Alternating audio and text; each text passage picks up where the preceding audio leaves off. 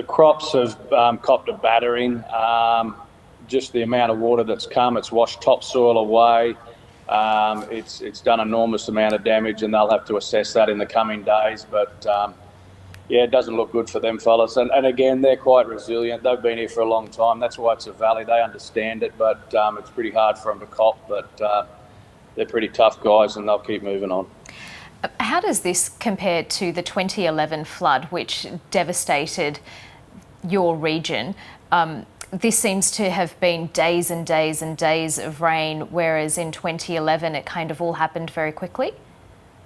Yeah, I think that's the difference. I think it hasn't come with the force that it did, and there was a lot of rain in 11 that preceded. Then you got that 10 or so inches or whatever it was around those hills that really got the power going and destructive how it did. But this time it's just been consistent rain and consistent, and it's just sort of slowly come up. There has been some ordinary stuff, but it hasn't been as bad and hasn't devastated as much. But there's some people have been affected just as bad, some not so bad. So yeah, it's probably not quite as bad, we think. Okay, but still testing the resilience of the community.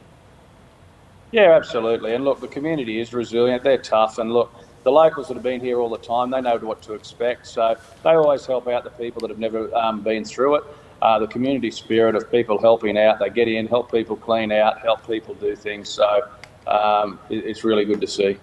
Before these latest warnings came through earlier today, were people in the Lockyer Valley hopeful that the worst of the weather conditions were behind them, given that just so much rain has fallen there over the last week?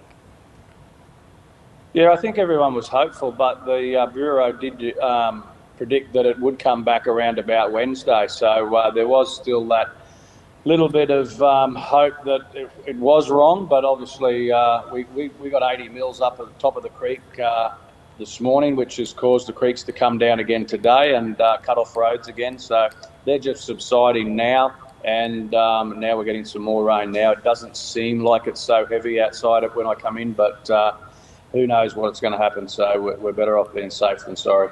Yeah, and that's after something like 550 millimetres fell in the preceding days. Yeah, that's right. We've had some record numbers of rainfall in the last 4 or 5 days. So yeah, it's unprecedented weather, and everyone's copping it all over the state and down into New South Wales. And look, our thoughts are for everybody. And we're not Robinson Crusoe in this, but everybody's doing their best. All of the staff and the emergency services are doing a fantastic job. The community's doing a fantastic job. So we've just got to stick with it and stick it out and then get in and clean it up. What are conditions like there now? Yeah, actually, just as we speak, the thunder's rumbling, and it's just starting to rain here at the moment. And what is the forecast for this evening and into tomorrow? As they just said, the forecast is for thunderstorms. Where they're going to hit, we don't know. They're coming in from the west. So whether they break up as they come over the range or not, nobody knows. So we're taking that precaution to evacuate people now while we've got the chance to try and keep not only the residents safe, but also all of the emergency personnel. You mentioned the evacuations taking place there. That's happening in Grantham. How many residents does that affect? Oh, look, it's a voluntary evacuation. It's not only in Grantham, but also in Laidley and Forest Hill and any low-lying areas in the Lockheed Valley. So the police went out, they've contacted all of those people, and it's a voluntary one. They can either go to family members or friends, which is the preferred option. It's a lot more comfortable there just for the next couple of days while these storm cells are hanging around and the unsettled weather's about. We just don't know what it's going to do.